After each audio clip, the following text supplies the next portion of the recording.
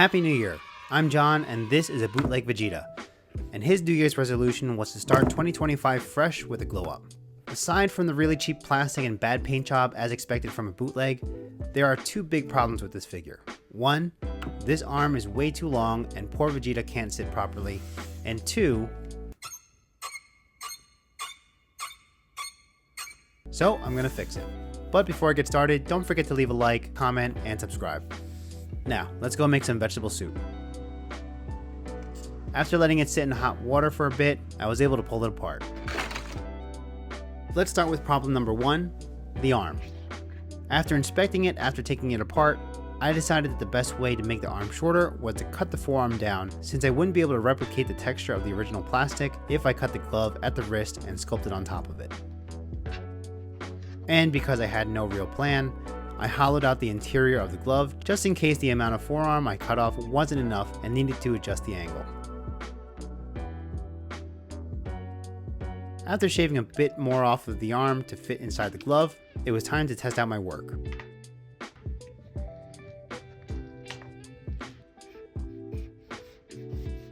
And it fits. Next I pulled out the drill, drilled a hole in the forearm, and put in some armature wire that'll serve as a new joint later on.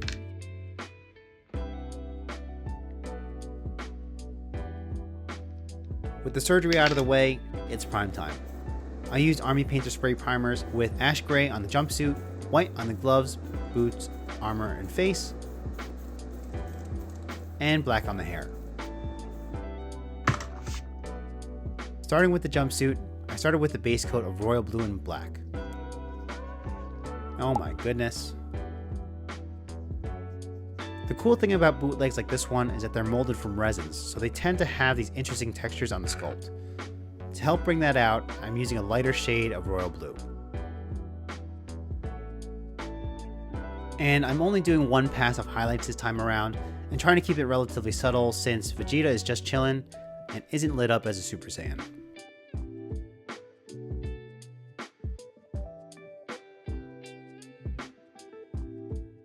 For the armor, I started off by cutting off some of the egregious seam lines on the sides, something I only really noticed after I primed it.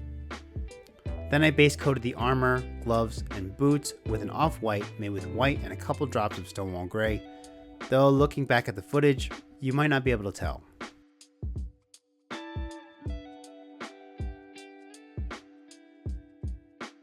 Then I painted the soles of his boots with a Stonewall Gray.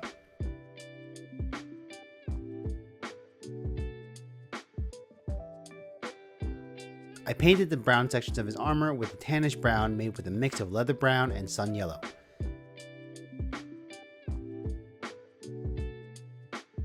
And of course I didn't forget the tips of his boots either.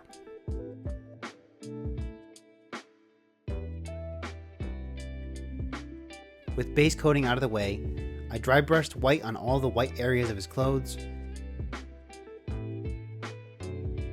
and panel lined the brown sections with brown panel liners.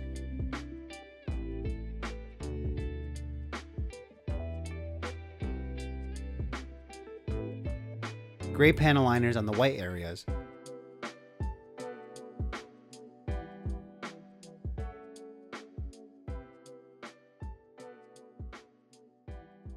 and cleaned it up with some X20 thinner.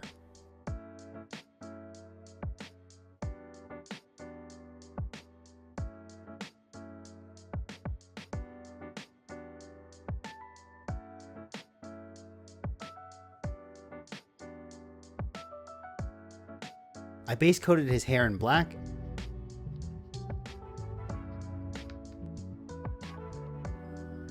and dry brushed it with a very dark brown just to give the sculpt lines a little bit of depth. Lastly, for the face, I took a deep breath, praying that I can fix this monstrosity, and proceeded to paint the entire face with a mix of sunny skin tone and medium skin tone, and actually found the sculpt wasn't too bad. I painted in the whites of his eyes, and because the sculpt lines around his eyes weren't very deep, I knew that panel liners weren't going to work on this guy.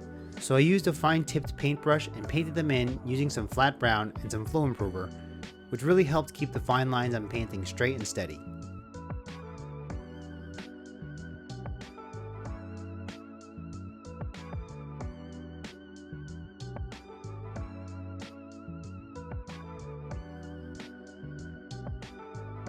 I painted in his pupils and eyebrows in black.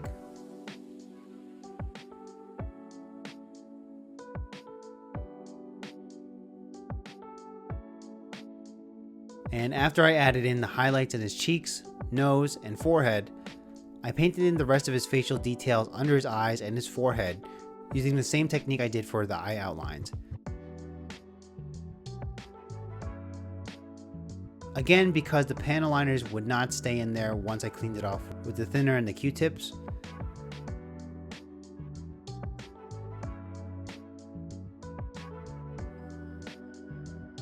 But it did work for his ears, so I used some pink brown panel liner in there.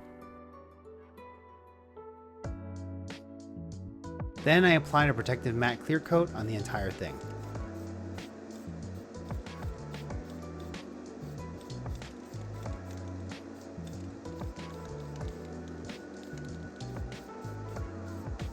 And now that the painting is all done, all I had to do was put it back together,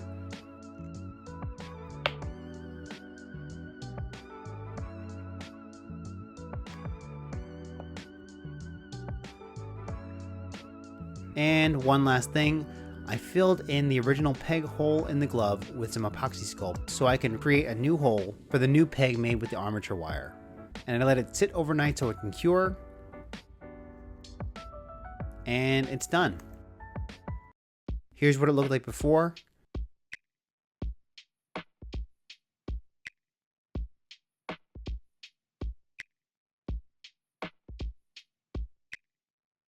And here's the final result. I initially wasn't going to make a video on this figure, but once I saw this face only a mother can love, I saw that it presented an opportunity, especially in the new year, to show that anything is possible. So let me know what you think in the comments. Of course, thanks to all my members.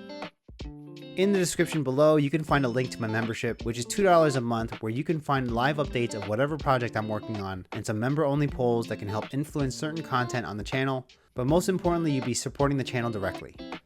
And again, check the description for my Amazon storefront and a list of everything I used in this video. Check out my other projects and figure reviews on my channel, and if you liked my work, subscribe, drop a like, leave a comment, and hit the notification bell so you know when my next video is going to drop.